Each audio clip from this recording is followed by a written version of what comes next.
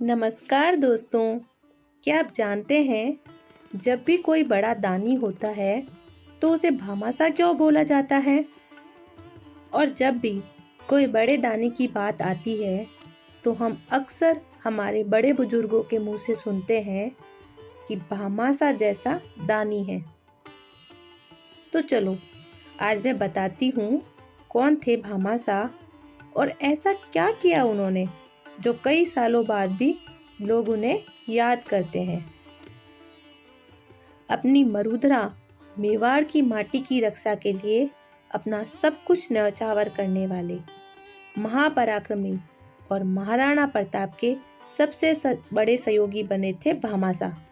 तो चलो सुनते हैं उनके उस महान कार्य को जिनकी वजह से हम आज भी उनको याद करते हैं। कहानी शुरू होती है साल 1545 से। यह साल था 1545 का। मेवाड़ राज्य के राणा सांगा का राज था और उस राज्य में रणथंभौर किले के किलेदार थे श्री भारमल जी केवड़िया। भारमल जी के दो पुत्र थे, एक का नाम था भामाशाह और दूसरे थे ताराचंद। यही भामाशाह आगे चलकर परमदानी भामाशाह के नाम से विख्यात हुए। 28 जून 1547 में ओसवाल जैन परिवार में जन्मे भामाशाह का जन्म पाली के सादड़ी गांव में हुआ था। बचपन से ही वे देशभक्त और प्रतिभा के धनी थे। जब मेवाड़ राज्य की बागडोर महाराणा प्रताप ने संभाली तब भामाशाह को उनके राज्य का सेना नायक सलाहकार बनाया गया। उसी दौरान उनको चित्तौड़ का नगर सेठ भी नियुक्त किया गया। वे बचपन से ही महाराणा प्रताप के भरोसेमंद और करीबी दोस्त थे। सन 1576 में एक निर्णायक मोड़ तब आया जब हल्दी घाटी के युद्ध में अकबर की सेना से महाराणा प्रताप की सेना हार गई थी और लगातार युद्ध की मार झेलते झेलते मेवाड़ की आर्थिक स्थिति बहुत खराब हो गई थी। फिर भी महाराणा प्रताप ने हार नहीं मानी और महाराणा प्रताप ने मुगलों की अधीनता स्वीकार नहीं की। युद्ध में हारने के बाद महाराणा प्रताप उदासीन होकर अपने बच्चों और 3 रानियों के साथ सेना की छोटी सी टुकड़ी लेकर जंगलों में चले गए। अब महाराणा प्रताप की जिंदगी बहुत मुश्किलों से गुजर रही थी। 2 समय का खाना और पानी भी उन्हें नसीब नहीं हो रहा था। उनकी जिंदगी बहुत मुश्किलों से कट रही थी। ये वही दिन थे जब महाराणा प्रताप और उनके परिवार ने घास की रोटियां खाई। उनके सैनिकों ने घास की रोटियां खाई, पर वे अपने मातृभूमि को मुगलों से आज़ाद कराना चाहते थे। वे बहुत दुखी रहने लगे और भूख प्यास की मार सहन करते करते उनके सैनिक भी परेशान होने लगे। तब उन्होंने सारी आस छोड़ दी। अब उनको लगने लगा कि वे मुगलों के चंगुल से अपने मातृभूमि को नहीं बचा पाएंगे। उन्होंने सारी आस छोड़ दी और दुखी रहने लगे।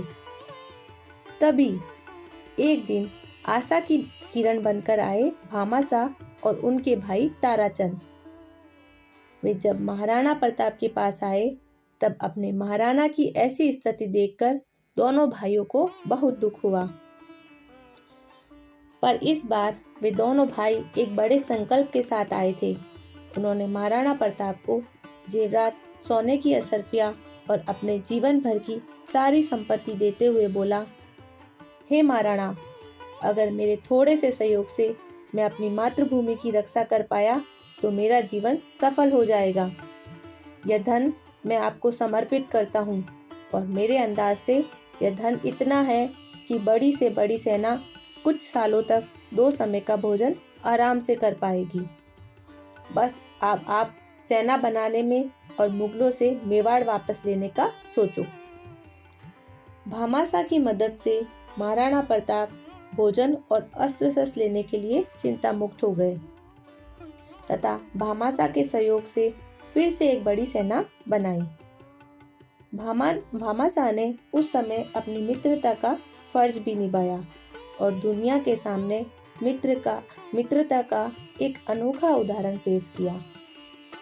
भामाशाह ने महाराणा प्रताप को उस समय निराशा से बाहर निकालकर एक आशा की किरण जगाई और मातृभूमि की रक्षा का दृढ़ संकल्प दिलाया। और नतीजा ये हुआ कि सन 1582 में दिवेर के युद्ध में अपनी दुगने जोश से भरी सेना को लेकर महाराणा प्रताप ने अकबर को भयंकर सूरवीरों सा पराक्रम दिखाते हुए हराया और अपनी मातृभूमि को फिर से हासिल किया तथा चित्तौड़, अजमेर, मंडलगढ़ के अलावा पूरे मेवाड़ पर अपनी जीत का परचम लहरा दिया। और दोस्तों, ये सब कुछ संभव हुआ भामाशाह के अभूतपूर्व योगदान की वजह से। जेम्स स्टॉड और उस वक्त के कुछ इतिहासकार लिखते हैं कि भामाशाह ने अपनी सारी जमा पूंजी और अपने पूर्वजों की सारी संपत्ति अपनी मातृभूमि की रक्षा के लिए भेंट कर दी थी, जिसका मूल्य आज के वक्त में कई लाख करोड़ रुपए होगा। और उस जमाने में वह मूल्य इतना था कि 25,000 की सेना 12 साल तक लगातार भोजन और राशन का उपयोग कर सकती थी। दोस्तों, आज की दुनिया में जहां लोग 1000, 2000, लाख रुपए अगर दान दे तो अपनी फ़ोटो छपवाते हैं, सबको दिखवाते हैं, दिखावा करते हैं। पर भामाशाह तो ऐसे थे जिन्होंने अपनी पूरे जीवन भर की कमाई अपनी मातृभूमि की रक्षा के लिए न्यौछावर कर दी और महाराणा प्रताप के साथ सहयोग भी दिया और कुछ बोले तक नहीं। तो यह थी एक छोटी सी कहानी महादानी की, जिनके सम्मान में राजस्थान की सरकार और भारत के कई राज्यों की सरकारों ने कई सहयोग योजनाएं भी चालू कर रखी है। और हमारे बड़े भी किसी बड़े दानी को भामाशाह के नाम से संबोधित करते हैं ना, वे इन्हीं भामाशाह को याद करते हैं और उन्हीं की याद में कुछ चंद लाइनें।